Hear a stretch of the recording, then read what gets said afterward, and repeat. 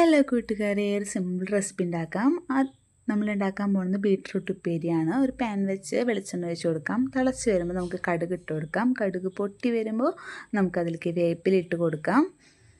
സവോള ഒരെണ്ണം അരിഞ്ഞതും 2-3 പച്ചമുളക് അരിഞ്ഞതും ഇട്ട് കൊടുക്കാം. നമുക്ക് നന്നായിട്ടൊന്ന് വഴറ്റി കൊടുക്കാം.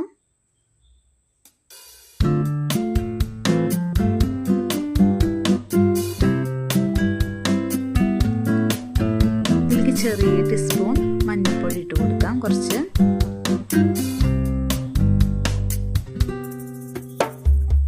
കറിക്ക് ആവശ്യമായ ഉപ്പിട്ട് കൊടുക്കാം.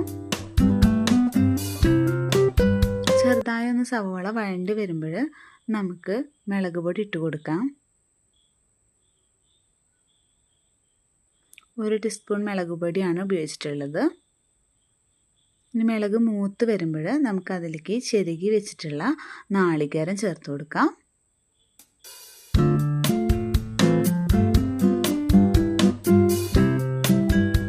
ചെറുതാക്കി അരിഞ്ഞ് വെച്ചിട്ടുള്ള ബീട്രൂട്ട് ചേർത്ത് കൊടുക്കുക. അതിലേക്ക്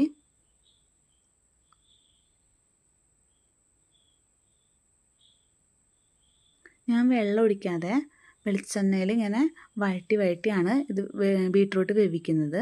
അതിനൊരു പ്രത്യേക ടേസ്റ്റ് കൂടുതലാണ്.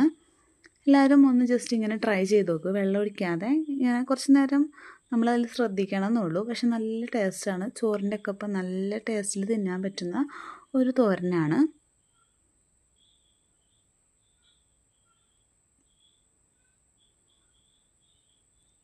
നമ്മുടെ ബീട്രൂട്ട് തോരൻ റെഡി ആയിട്ടുണ്ട്. എല്ലാവരും ട്രൈ ചെയ്ത് നോക്കണേ.